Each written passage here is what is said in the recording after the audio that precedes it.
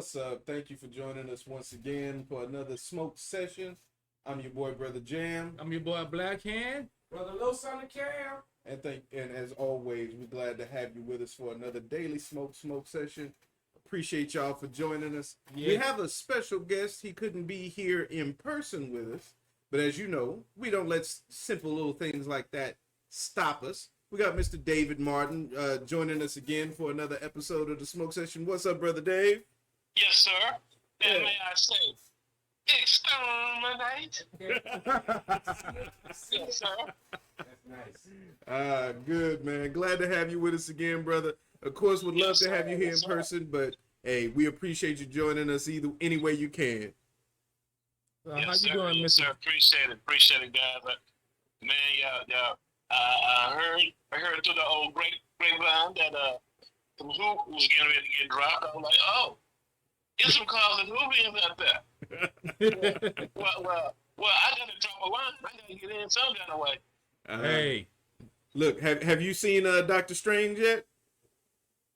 This weekend, brother. See, okay. all right. So we was planning on seeing it this weekend too, because we got an episode coming up where we're gonna talk about that. Oh, okay.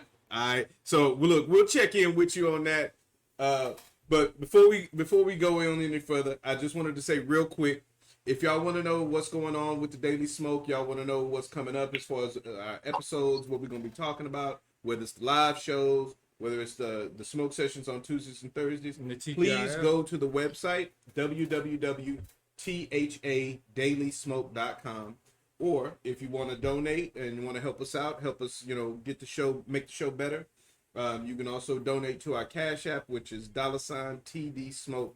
And, we appreciate anything. We recently got a nice little $100 donation, From an unknown source. So we very appreciative of that, and we thank that lovely gentleman for his contribution.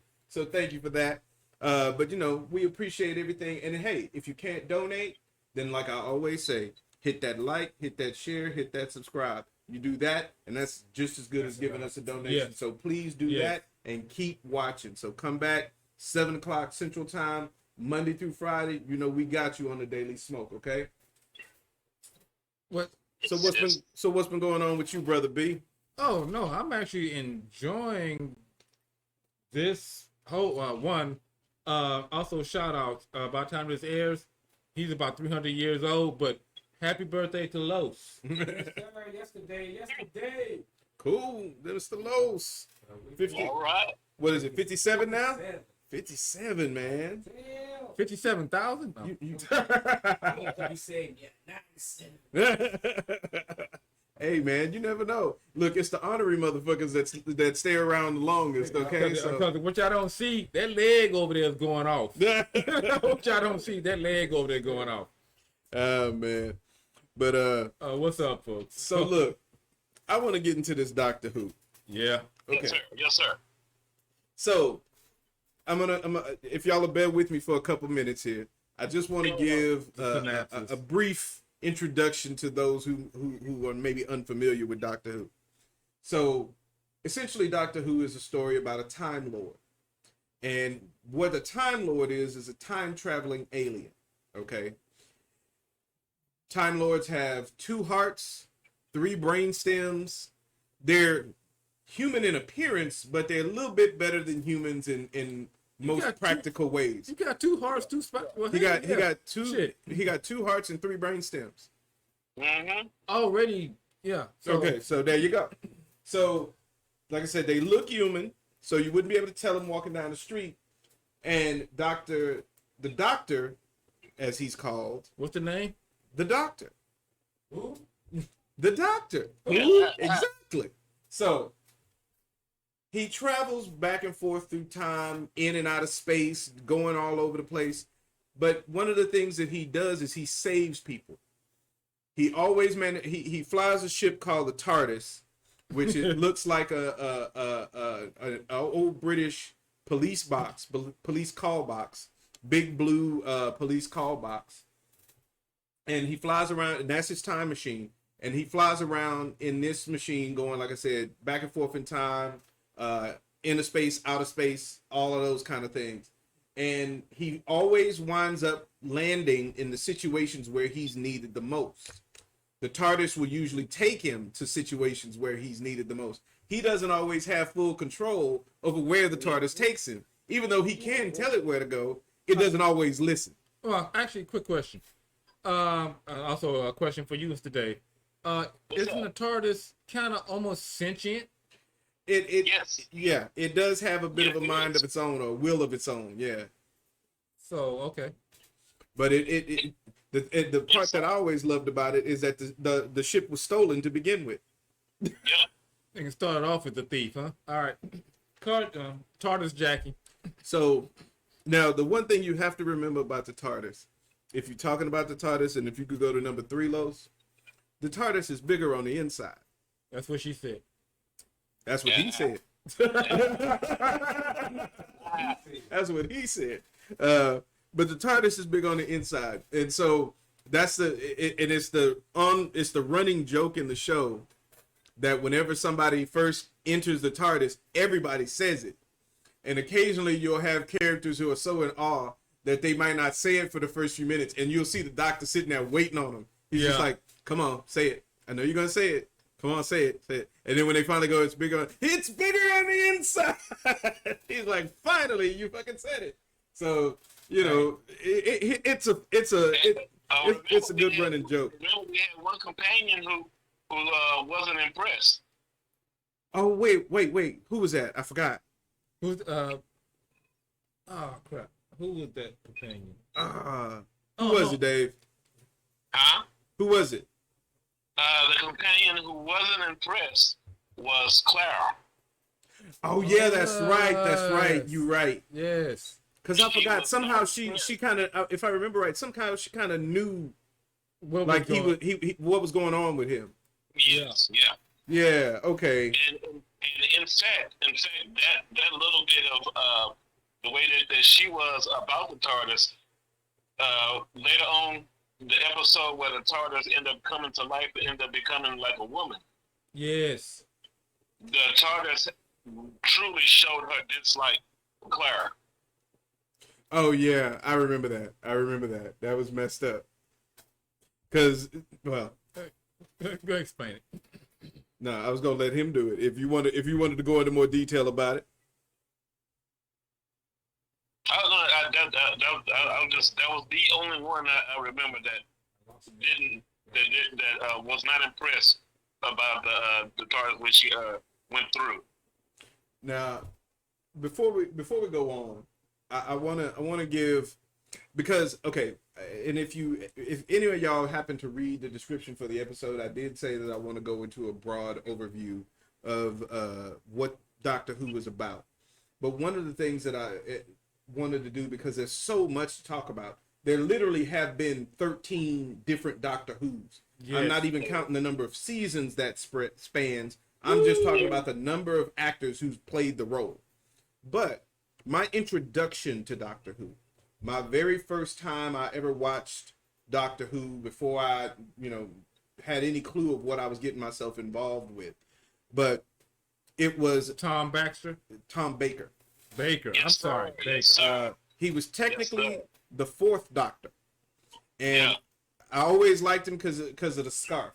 The scarf was like a trademark for that particular incarnation of the Doctor, and he was just one of those characters who would say anything, say these crazy off the wall statements. If y'all could imagine being a kid in the 80s watching this on PBS and not having like characters like Austin Powers as a frame of reference, because realistically, Austin Powers borrows a lot from that craziness, that manic kind of craziness of the Doctor. Now, Dave, can you back me up on? Well, I don't know if you know about this one, but I actually did hear a little bit of trivia. That scarf, the reason it's so long is because the wardrobe, because they want that scarf in there, but the person that made that scarf didn't have the parameters as far as how long, so she knitted a damn near almost an 8-foot looking scarf, and they just kind of wrapped it around him, and that made that scarf. Really? No, I did not know that one. Yeah. I didn't know it. Now you know. But Now see- you know about Black Hand. Coming soon. Now you know. but They the know thing, it was half my battle. but yeah, man, Tom Baker, he for the longest time he was my favorite Doctor. I mean, I really have to say he grew up with him. was an entertaining character. You know, he made a lot of the scary sci-fi stuff that was going on sometimes in the episodes seem less dangerous because he didn't seem to take it too seriously. He was just like, we're gonna get through this. You know, I'm the Doctor. Fuck it, we're gonna figure it out. You know what I'm saying? I'm a Time Lord, bitch. So Right. And on top of that, the Doctor was the baddest Time Lord. Other Time Lords was afraid of him. Yes. Like on one of the episodes we was watching earlier, I don't remember if you were in here, Los, but like these aliens was coming to invade the Earth, and it was these giant eyeballs. I don't know if you remember that episode, but it was these It's so giant many eyeballs, and basically they was like talking to the Doctor, and he was like, "Hey, check out Earth's history. Is the Earth perfect? You know, is it whatever?" And he was like, "No." You know, the aliens were like, "No, the Earth isn't perfect." He said, "But they do get into danger from time to time." And he was like, the alien was reviewing the Earth's history. He was like, "Yeah, they do get in trouble." He said, "But have they ever been conquered or dominated?" It's like, "Nah." It's like, now go look and see why that never happens. And every time the alien started looking, it was the Doctor, the Doctor, Oh, the Doctor, I know the that Doctor. episode. And I he know was that like, episode. he was like, Okay. he basically was like, all of y'all, he's like, all of y'all come here thinking y'all gonna do something to Earth, and I keep stopping y'all. So you say, now you see what's happened to all of these other, and you know, they was getting flashes of like the Cybermen, the Daleks, and all that kind of stuff. I know that episode. I just And can't then, think of his name. your boy Doctor said, basically, you need to run. And the aliens got back in their ship and took the fuck off. They was like, "Nah, man, we ain't fucking with you, dude." oh, Doctor, do not mess with the Doctor. Do not mess with the Doctor. He was a bad man. Bad mother jammer. But that's the thing. Never carried a weapon. Nope. Never. Well, as far as the sonic screwdriver, but other than that, I mean, if you want to call a screwdriver a weapon, then okay. But okay, so after acknowledging Tom Baker, I want to jump ahead as far as the Doctor lore a bit, and I want to get to number 8, Christopher Eccleston. Now, he was the 9th Doctor, and this was my reintroduction to the Doctor because, of course, after I got past a certain point, matter of fact, I think it stopped coming on PBS at one point, so I couldn't watch the Doctor anymore. I think it was only, as far as I know, it was only being broadcast on the BBC. I think they stopped at like the 7th Doctor, and then that's when they stopped doing. Yeah, one of those blonde dudes. Yeah, they stopped there. But then when I got reintroduced to the Doctor in the say mid 2000s, 2003. Yeah. it was Chris Eccleston, and he wasn't what I would have pictured as the Doctor, but he actually did the role pretty good, you know. As far as Yeah, bringing he it back, did. yeah, he did it. So He did a real good reintroduction to the Doctor series, and I'm in full accord. But you know, even though his season was short, Mm-hmm. his season was short, but one season. he's cemented the title, and it was like we like, you know, maybe kind of like, oh, okay, all right, Doctor Who got a little something now. Okay, it's a little different now. Right. Because like you said, that one before Chris, no, I had to dip out on him. Yeah. But he brought it back. He Yeah, brought he it back, did. and then of course we all know everybody's favorite, you know, Mr. David. After that, Well, Okay. we gonna get to Mr. Tennant in a minute, but okay. before we move on, I gotta acknowledge my boo, Rose Tyler. Yes sir. Okay. Now, as far as the Doctor goes, like I said, Chris Eccleston, he wasn't my ideal as far as doctors go, but if nothing else, You did a I good would have job. watched the Doctor for Rose. Oh, yeah. Beautiful woman. Oh, yeah. Beautiful woman. Not only a beautiful woman, but she really acted the hell out of that role. Yes, she did. I mean, she really put her all into it, because that character went through some emotional shit by the time she left the show. But and dang it, I didn't make note of her actual name. Black hair? Billy Piper. Huh? Billy Piper. That's right. Her name was Billy in real life. Yeah. Thank you, Dave. Dave for the save, right? So Billy Piper, I mean, she was a really good actress, man, and to play some of the complexities that she had to portray in just that role, because like I said, Rose Tyler went on a damn roller coaster through that series, man. It was Emotional. sometimes you felt bad for her. I was like, oh shit, you know? Yeah, you did. She even had to deal with family shit, because in the show, she wound up like going back in time and meeting her parents before they met each other. Crazy shit like that. So Time jumps. But okay. So let's move on to Mr. Tennant. Yeah, number 10. Okay, all right. Now, he was the 10th Doctor. Best, And I'm going to say it. best doctor. Hands down. Best, So far. best So doctor. far. Yes, He's sir. been the best Doctor. Yes. Yes. To me, he embodied everything that Doctor Who was supposed to be. Intelligent, funny, being able to be spontaneous and weird and quirky, but at the same time, he stayed relatable and like the kind of person, like when he walked into a room, you wanted to actually get to know him. You know what I'm saying? He seemed like that kind of person. Like if you met him in real life, that's what you'd be thinking. Like, okay, let me get your number, dude. You cool. You know what I'm saying? Before we go on, as far as Doctor Who, if y'all never heard of Doctor Who, even watch the series, the reason there's so many different actors playing Doctor Who is because of their alien DNA, or I would say, or the Time Lords have a bit of a special ability. Yeah. Can you explain that, either Dave or Mr. Muse? Do you want to take that, Dave? Yeah, I Okay. got it. They had all Time Lords had an ability of what they call regeneration, Exactly. Mm-hmm.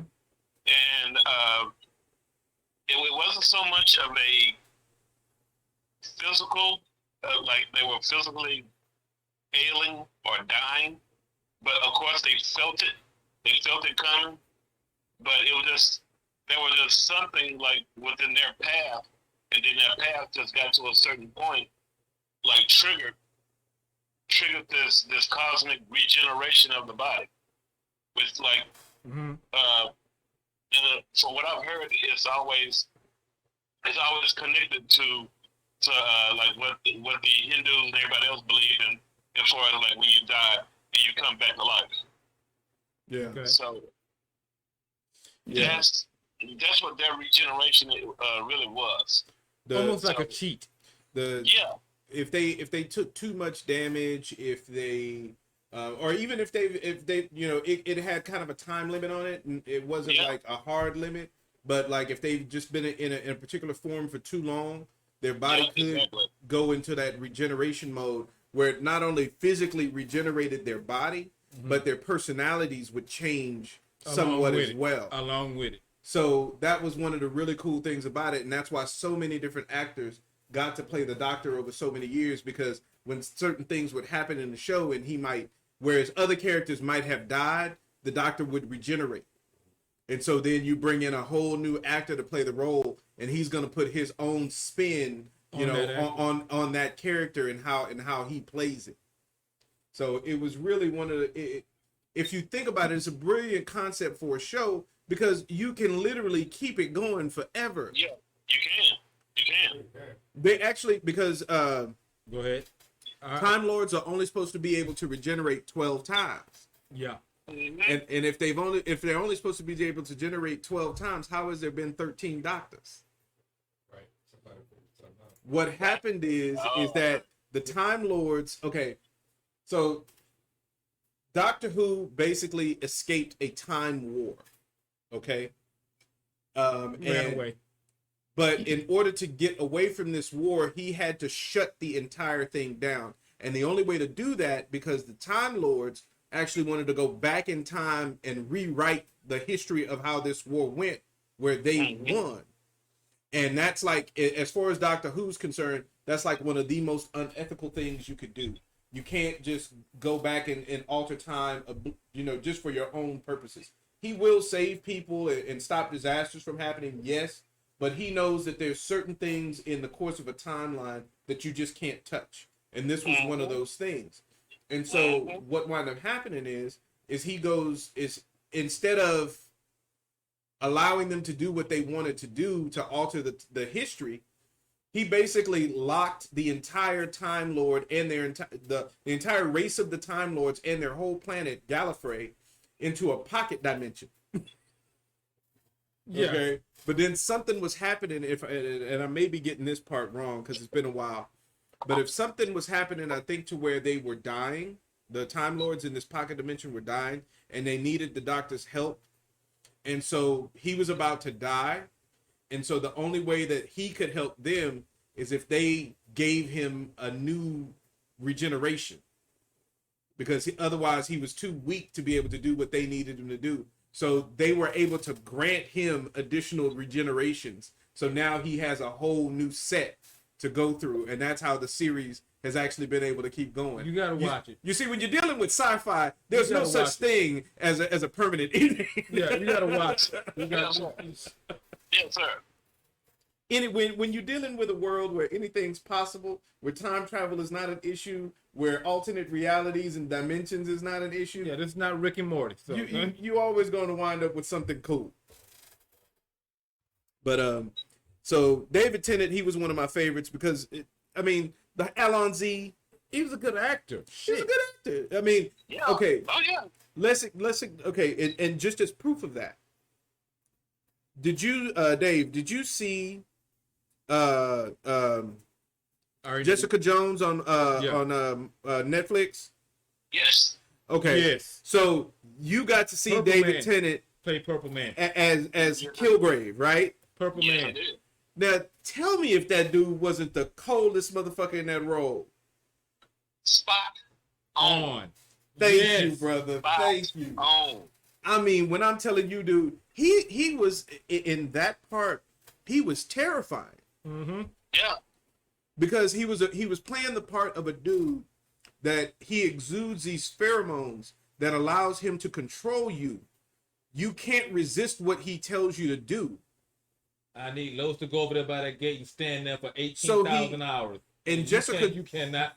Jessica resist that. Jones is an incredibly attractive woman who also has super strength and some level of invulnerability. Mhm. So you basically have an unstoppable bottom bitch who can't tell you no. Hey. And dude, he was using her for all kinds of horrible shit.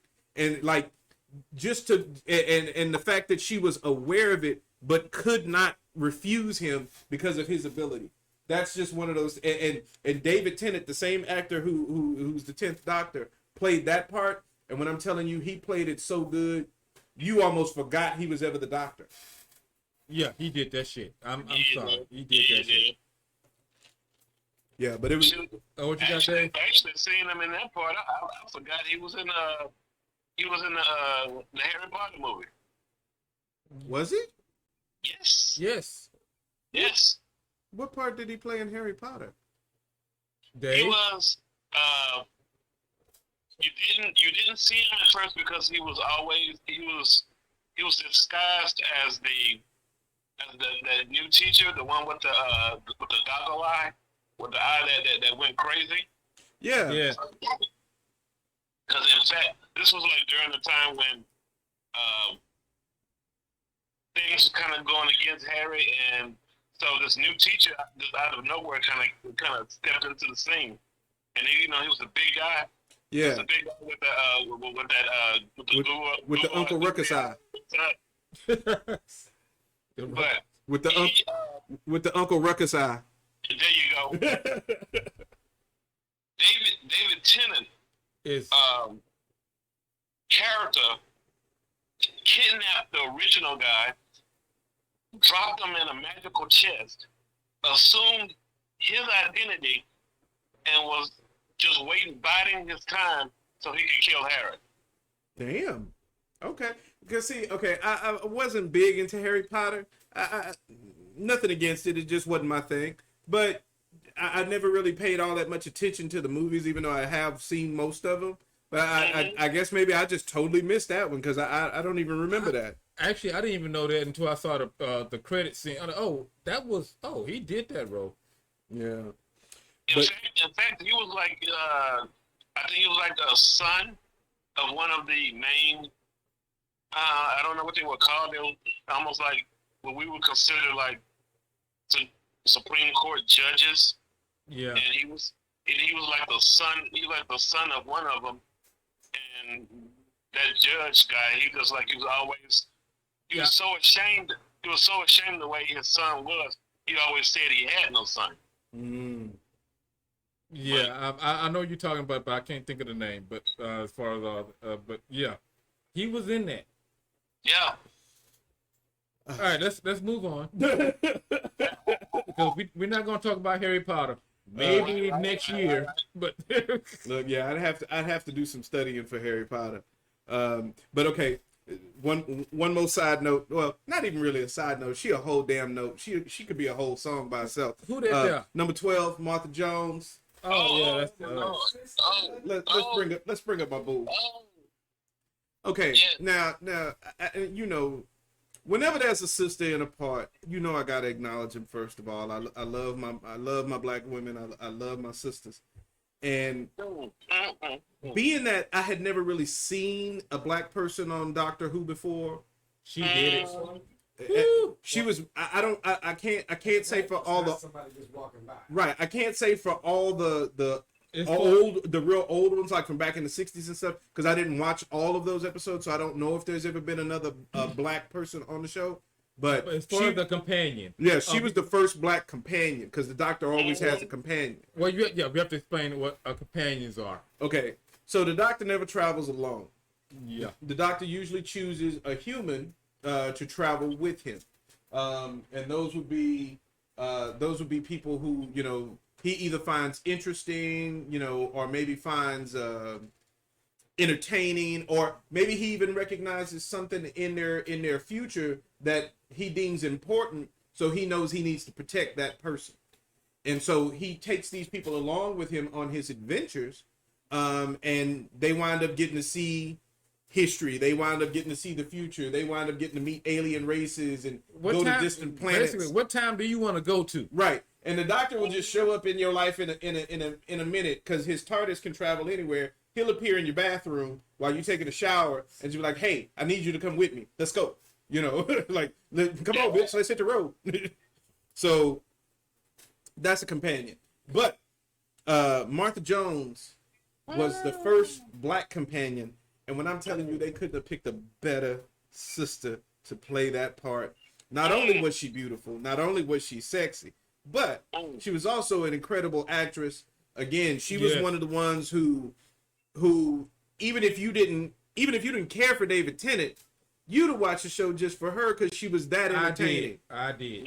She was just that good, you know. And to me, it takes a really good actor to be able to pull off that kind of range of emotion, because 1 minute in an episode you laughing, the next minute in an episode you might be crying or terrified or something like that. Speaking of terrified, let's keep going with this one. Mr. Los, I'm kind of skipping on here, but as far as companions, if you can go to, I believe it's number 14, Amy Potts. Amy Pond. I'm sorry. Pond. He just knew it started with a P. That's all. Hey. Bobby focus on the P. That's it. But Karen Gillan. Karen Gillan played the part of Amy Pond. And for those of you who might be looking at her thinking, well, she looks a little familiar, you might recognize her from Jumanji. Yes. You might also recognize her from Guardians of the Galaxy. Nebula. So imagine her with blue skin and a bald head and a couple of cybernetic implants. You got Nebula. Yeah.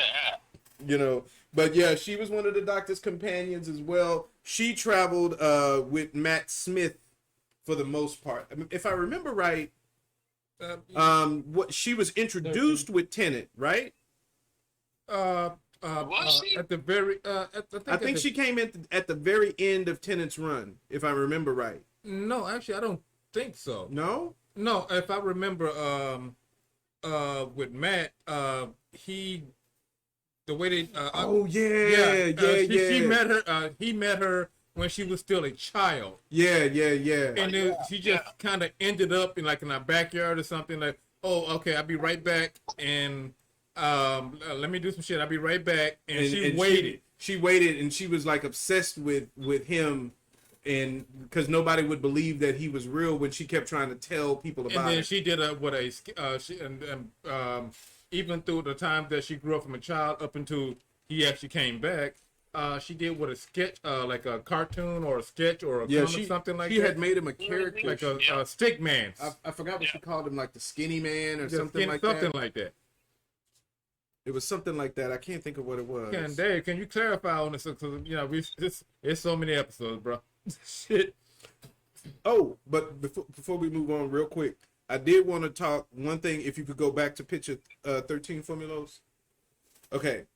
So, yeah, that's Matt Smith. But what he's holding is the sonic screwdriver that we were talking about. See, the Doctor doesn't carry any weapons. The only weapon he ever has is his sonic screwdriver, which... You got to explain the screwdriver. Okay. The sonic screwdriver is a little hard to explain because it's his ex machina. You know what I'm saying? when the Doctor gets in trouble and there's no way out, whatever needs to be done, the sonic screwdriver can do it. So, he's used the thing as a remote. He's used the thing as a lockpick.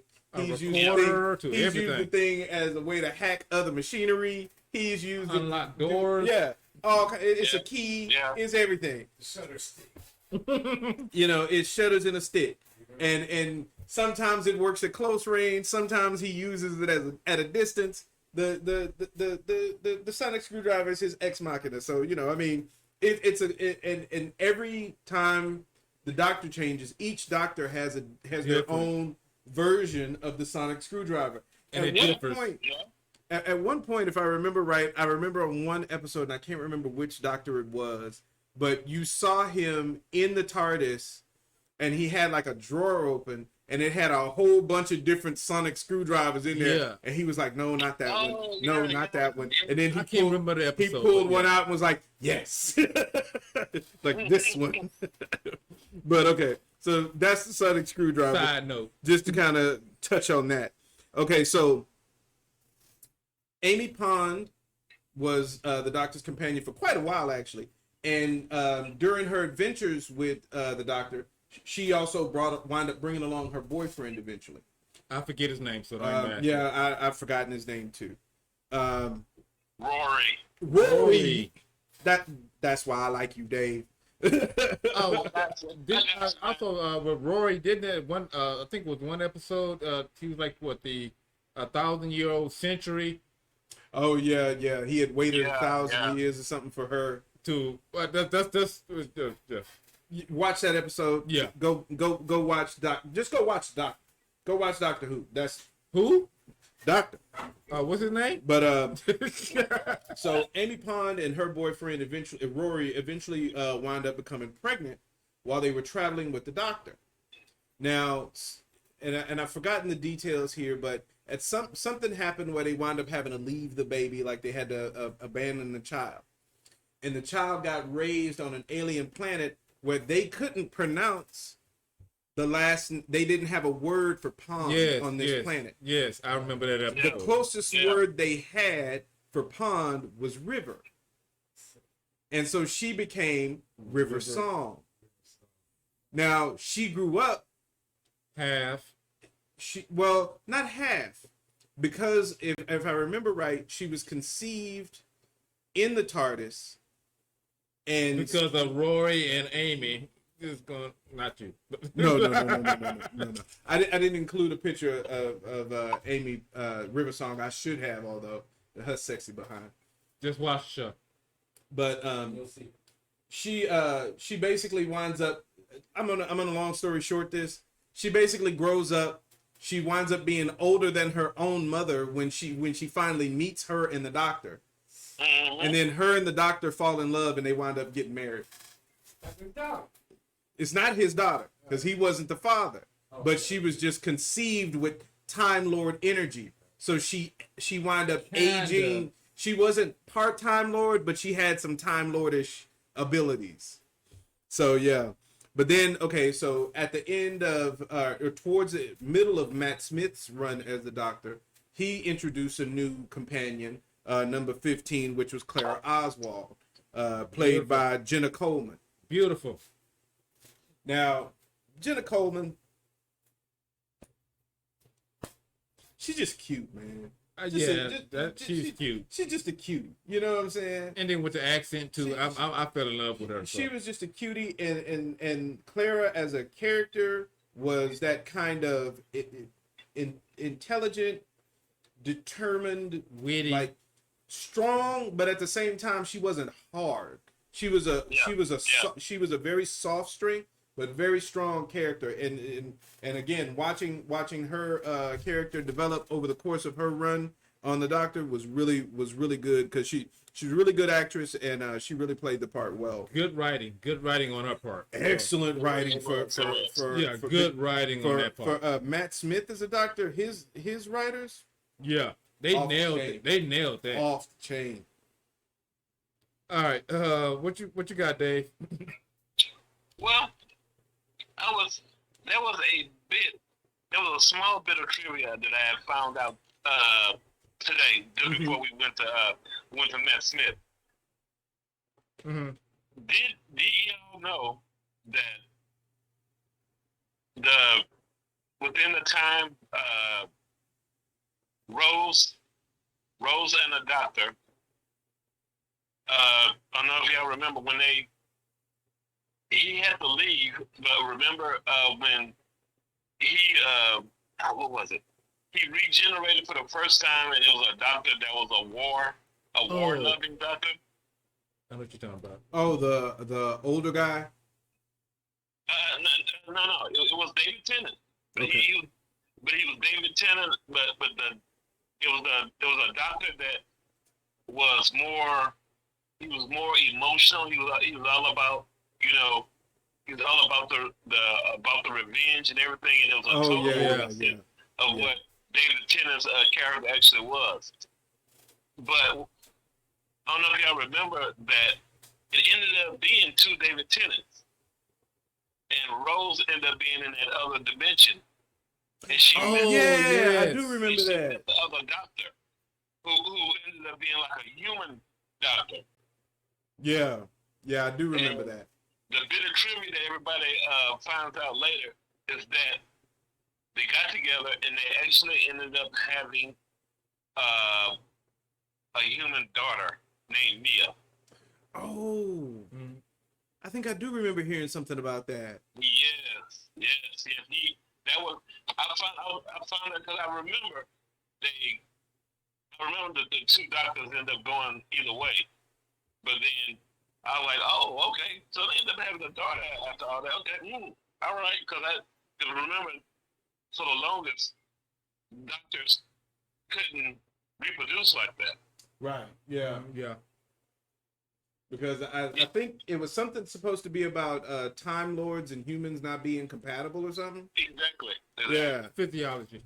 I mean, they are pretty different internally, so, that can make a big difference. 2 horse, 18 pounds. So. Now, one thing I do want to do, Los, if you don't mind, I want to skip to 18 real quick. Now, this picture I just threw in kind of for fun. But we got to talk about it. To give you just an example of some of the things that the Doctor fights, from time to time. So you got a few different villains and different enemies that he goes up against. And just to kind of go over them real quick. So the gentleman screaming at the top with the blonde hair. Oh, dang it. His name just slipped my mind. What, the Master? The Master. Duh. Okay. The Master. How can you not forget the Master? What's funny is I remember the other version of him easier. The older guy. No, the chick. Oh, the chick. Whoa, Missy. Yeah, Missy. The chick was bad. She was cold. Yeah. So if you look, for those of y'all who are watching the video playback, if you look at the two top characters in this picture, the ones in each corner, the man and the woman, those are the same character. Yeah. Same person. The Master is a Time Lord, but he's evil, and him and the Doctor are best friends and worst enemies all at the same time. Mm-hmm. And eventually, the Doctor winds up killing the Master because he had no choice. That was the only way he could stop him. And what wound up happening is that when the Master regenerated, he came back as a woman, and he became Missy. Missy. And not Elliot. Not Elliot. He was much worse as Missy than he ever was as a man. He was, yes. So yeah, he did not learn his lesson. As a matter of fact, he got worse. But then on the center of the top row right there, you have what's called a Dalek. Daleks, and the Daleks talk like this. They're machines with an organic brain, I guess you could say. They kind of put themselves into it. They're a race that was evolved purely for war. That's all they do. And their armored bodies are basically like each individual is basically like a mobile tank. If you ever heard the memes, exterminate, that's what it's come from. That's the Daleks, because that's their favorite mantra. Exterminate. So so middle row on the left-hand side, that's one of a member of an alien race called the Silence. And they were a group of aliens. I'm drawing a blank now on the Silence. Dave, you got anything on the Silence? They were the ones they came on the cusp of Clara and Matt. Okay. Oh yeah. They with them, you can look at one. You can look at one, have a whole full conversation. They can talk, they can do this. But soon as you look away and look back, you have forgotten everything. They were basically. So you can't even identify what happened to you. It's sort of like you kind of get an instant amnesia as soon as you look away.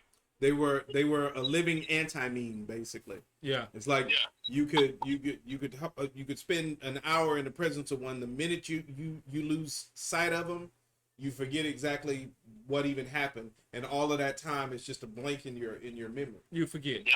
Yeah. Okay, and then I gotta go dead middle. I gotta go dead middle. And if you're looking at this picture, what you're looking at, it looks like a statue. Please do not. Whatever you do, don't blink. This will be. This is the Weeping Angels. This is a nightmare for me. Probably the most terrifying enemy that you could say the Doctor faced, in my opinion. They were a race from an alternate dimension, and in our dimension, they appear to be stone statues. And they can only move when they're not observed. So if you're looking at them, they're frozen like stone. The minute you look away, they're free to move. And they move extremely fast. In a blink of an eye, or even less than that. In the time it takes for you to blink, they can cross a room and snap your neck. And what they do is they kill people. Well, not really killing. They kill people by stealing their potential futures. And they feed off the energy of that potential future. So that is what they do. So once you encounter the Weeping Angels, the worst thing you can do is blink. Yeah. So if that's terrifying. And if you doubt how scary it can be, go just type in Weeping Angels on YouTube. I guarantee you'll find a couple videos that might add a few gray hairs to your head. Oh yeah. Now honestly, the picture on the middle row on the right, I don't remember that one. The one with the cloak? The one with the spacesuit and the skeleton. Well, actually, actually, that's coming from the library. That's an episode where the Doctor and one of his companions ended up on a world. It's like it's kind of void of people, but it was like a virus. But it's like it's. Was that one with the nanotech? Yeah, well, almost like shadows. The adaptive nanotech that started just killing everybody. Yeah, that's okay. What that one I is. do remember that one. Yeah. Oh, okay. Now, the gold cloak on the bottom left hand side. What does either one of y'all know which that one is? That's one I want to remember. Yeah, I saw it in the picture and I was like, I don't remember that one, but whatever it is, it looks interesting. Now, it might be from an episode that I haven't seen, because admittedly, I've only seen the Doctor up until the Peter Capaldi version, the 12th Doctor. Yeah. I've only seen up to his version, and I haven't finished his run yet. I'm trying to work my way up to the female Doctor, because I forget her name, so forgive me.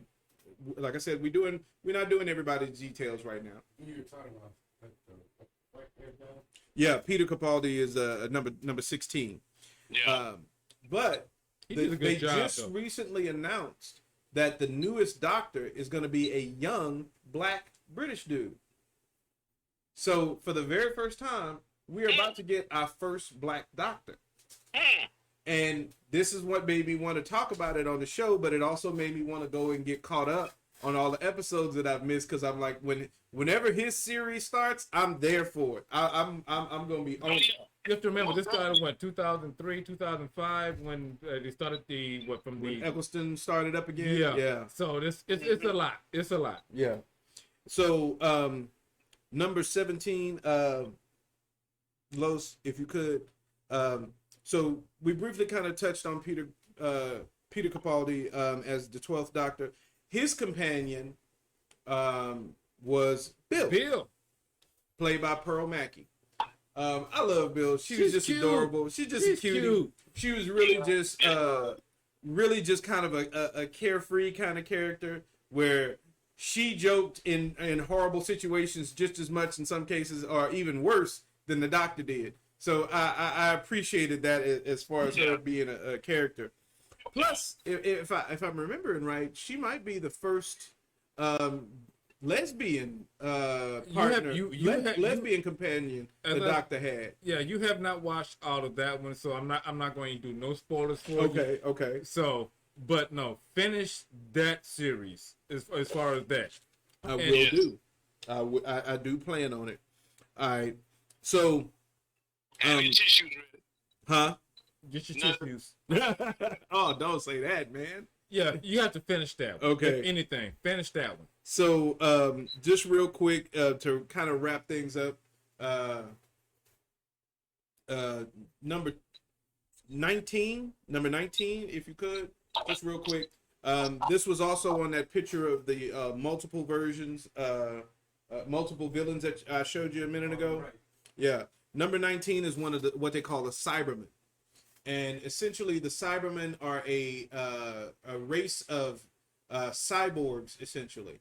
So they can even be made out of humans, but it's a program. If you think kind of like Ultron from the MCU, Borgish, like in Star Trek, right? Borgish. They wanna turn everything into them, and so it doesn't matter if it's human, alien, or whatever. They're gonna take your body, they're gonna put it in an armored suit that looks like that, and you'll become a Cyberman. Yeah. Yeah. Kind of like Borgish, but more not organic, but more just straight.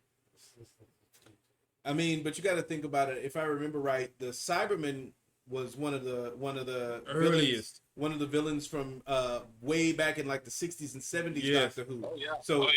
So even though they look kind of basic, clanky, there's a reason that they look like that, because they're really, really old school, but at the same time they have modernized them just a little bit. If you notice, they kind of look a little bit like Iron Man. Just with that weird headgear. That's it. Right. But I still respect them. They look a little corny, but they're on the episodes where they fighting the Cybermen, they legit threats. Yeah. You know, they have come close to taking over the world quite a few times. That's because just so happens the Doctor always manages to stop it. That's because they come in mass. So, as I said, I really want you to finish the Picardy. Yeah, but. And then the last one was number 20, which was just an up close shot of a Dalek. Just because they're one of the Doctor's like oldest enemies. Oldest enemies right there. Oh yeah, they kind of. I think they kind of. One of the reasons was the Doctor, the original war, was with the Daleks. The original war that the Time Lords were fighting that started the Doctor's whole adventure was with the Daleks. And if you go back for me, Los, real quick to number 18, that bottom row in the center, that's the progenitor of the Daleks. He was the scientist. The old dude that looks like he has an eye in front of his forehead. Yeah, he was the scientist that originally came up and created the Daleks. And he used the same technology to prolong his life. So he remained their supreme leader, even though he was basically only being kept alive by machines. Yeah. And so that's just after hundreds and hundreds of years of him being alive. That's what he looked like. So yeah, it was really, that whole story of the Daleks is really kind of twisted when you get into like their history and the stuff about their race.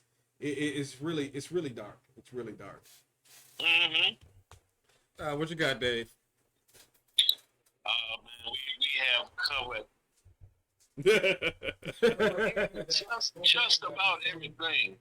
Just about everything. Okay. But I have to say, the very last Doctor, the girl Doctor, for those who haven't seen that season with her, that's why I'm very surprised that it came back. Doctor Who came back because to me it felt like the writers were trying to wrap everything up and answer everything they could. Yeah. About the Doctor. I mean, like they was trying to wrap it. They were trying to answer everything that you could have thought was like, why was there a time war? Why was why was a Cyberman like this? And it was like one thing after another. That they was trying to, wrap it in a nice little bow, but they can end this off. But it was like, it's so much. It's so much. The only thing that I did kind of enjoy is that there was a new master. Yeah. A new master came out. Okay, shush. As I said, he hasn't watched it yet. I don't want to hear it. I don't want to hear it. Look. La la la la la. He hasn't watched it yet. So what's your take, Robbie? We got to start wrapping up. So what's your grade on What's your final report card on Doctor Who, B? 5 out of the black hand. I give it a 4 because there's still so much lore that I gotta go through. Only thing I hate about, well, I wouldn't say hate, but I kind of hated that the newest Doctor, I forget her name, that the writing was sloppy. Yes. I liked her as an actress, but the writing was not there for her. No. Not at all. So other than that, I love me some Doctor Who. This man got me to some Doctor Who, and I remember just the Channel 8 PBS and the Doctor with the long the scarf and all. That's my first introduction. But I love me some Doctor Who, and if you can, go check it out. It's a lot of episodes. Matter of fact, but they have all the modern episodes starting with Eccleston on HBO Max. Yes. So if you have HBO Max, you can go check out all the most modern seasons. I think you can still find the old Doctors on Hulu. I started watching some of the original series from the black and white, the very first ones, black and white. You know, you probably could. Yeah, I found those. I think it was on Hulu, and so if you want to, you can actually go back and watch those as well. But it's a beautiful series. But I mean, it's a great show. It's just one of those shows. If you like science fiction, if you like adventure, if you like comedy, it kind of rolls. Star Trek, uh, I can't think of it now. Twilight Zone. Almost in some instances, because I mean, you really have some stuff on some episodes that goes way deep into some existential type stuff. You know, Yeah, you do. I mean, Yeah, some episodes just stick out by themselves, but it's a good show. Even Rick and Morty borrow from the Doctor Who. You know, a lot of the things that they do on Doctor Who they do on Rick and Morty is references to the Doctor, because think about how Rick travels. He the only thing he doesn't do is travel in time, but he jumps around in space and dimensions. That's the same thing the Doctor can do. Yeah.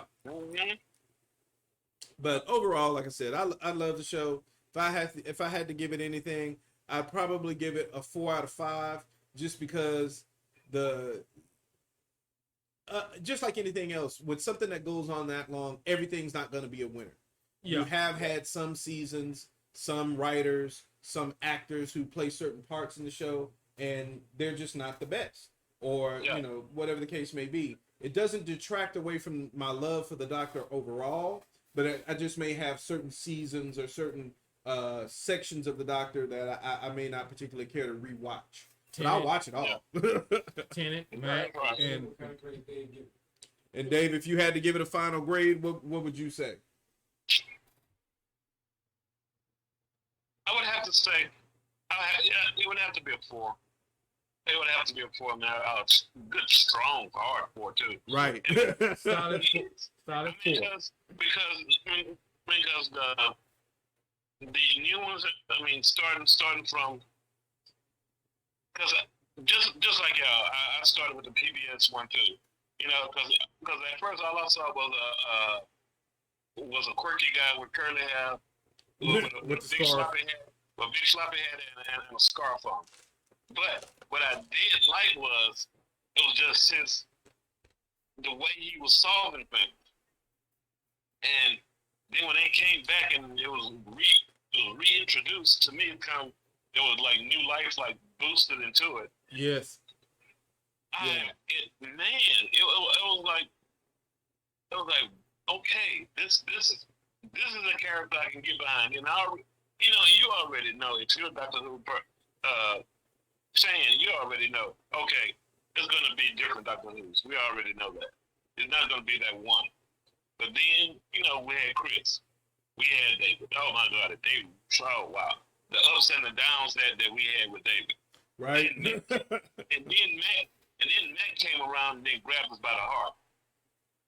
That's my two favorites. He was the cuddly Doctor. Everybody loved him. That's my two favorite Doctors. So he was that cuddly Doctor right there, and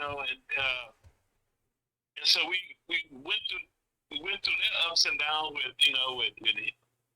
that triangle that everybody always was watching was between him, him, Rory, and the girl, so that was just a very cool dynamic. That it really was. Yeah. And then we moved it into Peter's doc. I like Peter. So. He grew on me. So, yeah. Now Peter, he came off a little scruff. Right. He was a little too abrasive for me at first. He was a little abrasive. Because I think what happened was we got a little bit too used to that David and Matt soup that we had been eating from, and then and then we get this up. This guy kind of came and how somebody, I remember a while back when Peter first started, and in a forum, in a Who forum, somebody said he seems like the combination of Chris, of Chris character, and then old Tom character from the PBS ones. It said because it was like he had the quirkiness of the Tom, but then Chris has showed us that he can get that kind of, you know, that seriousness, that anger to him. You know, he kind of switch into that role. Yeah. But you know, I think it was just a fact that you know we had been eating from the bowl of David and Matt so long. We were just like, okay. But then as it got on, we're like, okay, all right. I see where you're going with this. Yeah. All right, Dave. But we're going about to wrap this up for y'all. But no, actually, thank you, Dave, for being on the show. Yeah, we really appreciate it, man. So glad you took the time out to join us once thank again. you for nerding out with us, bro. Yeah, but we appreciate it, man. And don't forget, y'all, if you want to know what's coming up with us, want to know what's going on as far as the shows that we're going to be doing, check out the website, www.thedailysmoke.com, and that's the THA dailysmoke.com. What's that Cash App? That Cash App is TD$Smoke. So if you want to donate, contribute a few dollars, hey, we appreciate it. But if you can't, we understand times is tough for everybody. Hell, gas is expensive as hell. So Elon, his birthday was the other day. Elon, we need. Why do you keep calling Elon? He don't give a fuck about your black ass. Elon do not give a shit about you, nigga. I'm trying to be the first on Mars doing this show. And Elon ain't bringing no black people with him. He from South Africa. He hate black folks. I can sneak on the ship. Right? I can Seriously. sneak on the ship. But okay, so anyway, we gonna shut this down. For Elon, shut us down. But again, I'm on that ship. I'm going. Brother Jam. I'm going. Brother Blackhand and my boy, what's the name? Mr. Martin? What's that? What's your name, sir? This is D. Martin, Mr. Martin. D. Martin of our returning guests. Right. Yes, we definitely yes, appreciate his presence and input for tonight. Yes. Yes. Yes. So thank you once again for joining us as always. We love y'all. Thank y'all for being here with us and keep joining us for the smoke sessions. We already said that part. Thank you for Smoke joining us. session in peace. forever. We are Smoke session out. forever. Peace. We. Peace time.